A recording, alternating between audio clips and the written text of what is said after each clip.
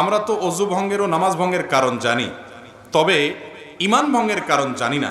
সুতরাং কিভাবে ঈমান ভঙ্গের কারণগুলো জানতে পারবো?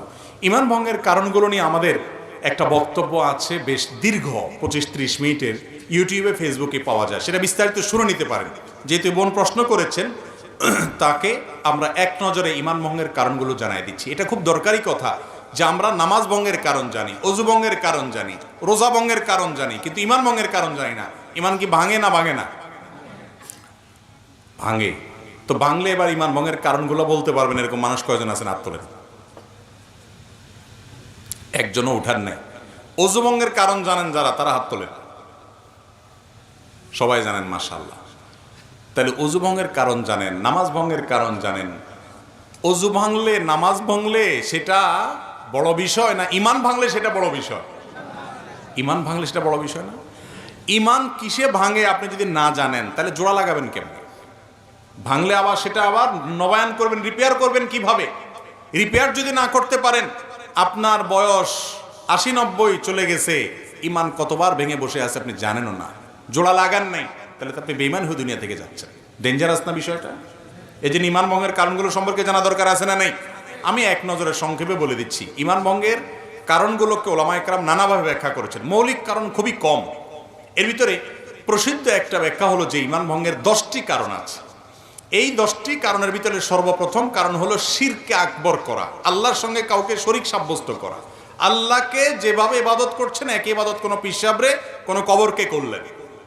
আপনি আল্লাহকে যেভাবে উপাসনা করতেছেন, সেই উপাসনাটা যদি কোনো মানুষকে করেন, আল্লাহর কে যে ইবাদত নিবেদন করতেছেন, সেই ইবাদত একইভাবে অন্য কোনো মানুষ বা ব্যক্তিকে বা কোনো বস্তুকে করেন, যেভাবে মুশরিকরা কোনো মূর্তির সামনে ইবাদত করে সে যেরকম শিরকে লিপ্ত হয়, মুশরিক হয়ে যায়, মুসলমানের সন্তান ঈমান আনার পর যদি শিরকে আকবর করে, তাহলে সেক্ষেত্রে সে কি হয়? মুশরিক হয়।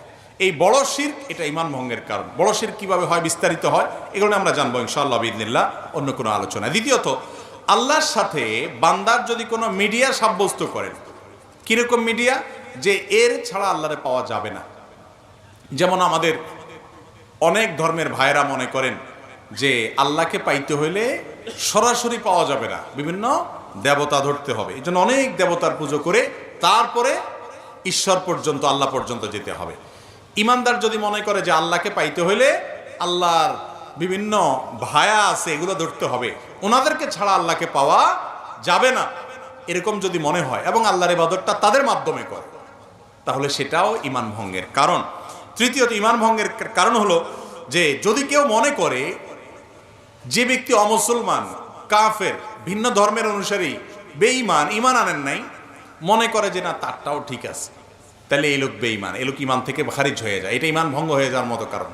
কারণ আপনি একটা লোক আল্লাহর প্রতি অবিশ্বাসী, আপনি বললেন না তারটাও ঠিক আছে। আমাদের অনেক মুসলমান ভাইরা আছে আজকাল, তাদের বিশ্বাসগুলো গোলালু মার্কা বিশ্বাস হয়ে গেছে।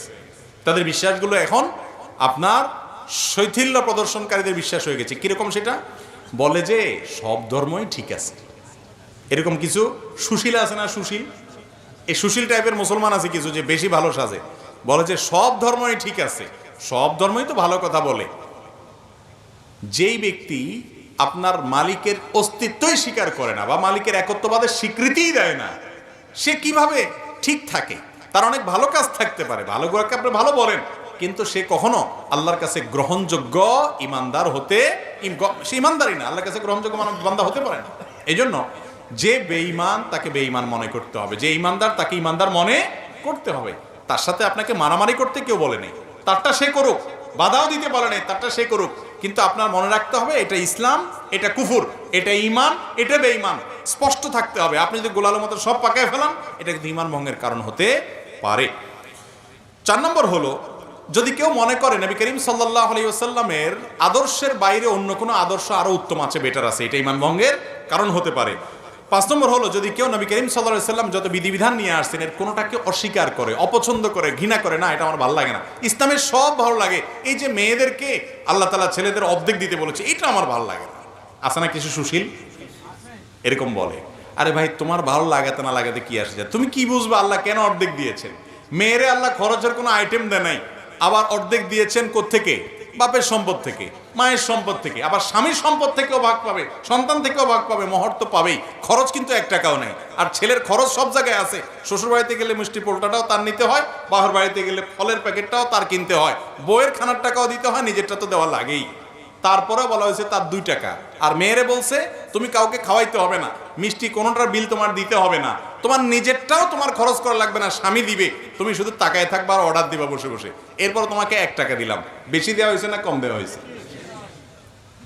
কিছু ভাই আছেন যাদের মাথায় বুদ্ধি শুদ্ধি এত কম, এরা হিসাব নিকাশ বুঝে না, অঙ্ক বুঝে না, বলে যে ইসলাম মেয়েদেরকে ঠকাইছে, আমার এটা ভালো লাগে না। আপনার বুঝে আসুক আর না আসুক, আল্লাহ তাআলা যা বলেছেন ওর ভিতরেই কল্যাণ আছে, আপনি হয়তো বুঝেন না। আপনি মানুষ হয়ে, সৃষ্টি হয়ে আল্লাহর সব নির্দেশের রহস্য কিভাবে বুঝবেন? তো এই জন্য যদি কেউ আল্লাহর কোনো নির্দেশকে, রাসূল সাল্লাল্লাহু আলাইহি ওয়াসাল্লামের কোনো বিধানকে অপছন্দ করে, ঘৃণা করে, এর ফলে ঈমান চলে যায়।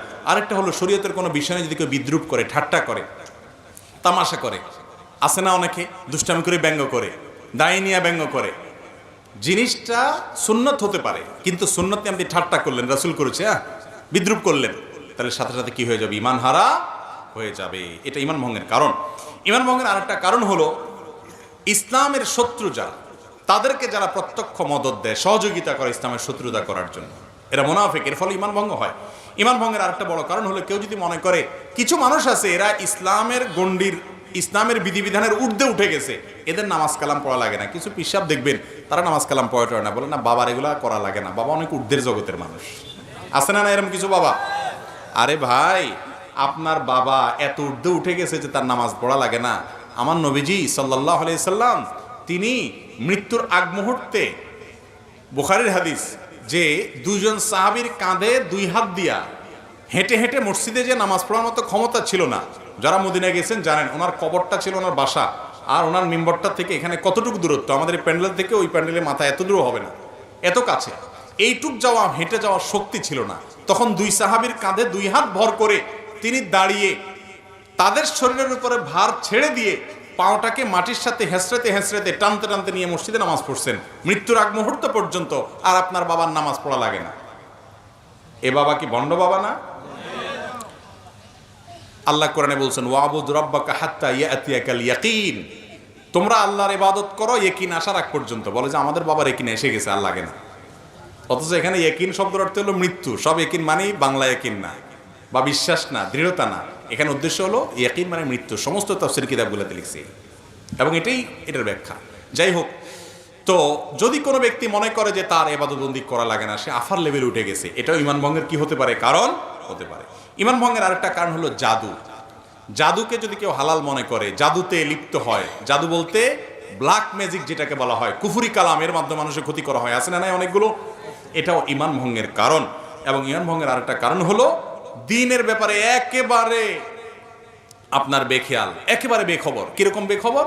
ধরেন আপনার কখনো সে নামাজ পড়ে না, কখনো দ্বীনের কোনো বিষয় নেই, নামকাওয়াজতে শুধু মুসলমান, আর ইসলামের কোনো কিচ্ছুতে তার মধ্যে নেই, তাহলে এই ব্যক্তিকেও মুসলমান বলার কারণ থাকতে পারে না, কারণ ইসলামের কোনো কিছুই তার মধ্যে দেখা যায় না। আল্লাহ তাআলা আমাদেরকে ঈমান ভঙ্গের কারণগুলো থেকে হেফাজত থাকার তৌফিক দান।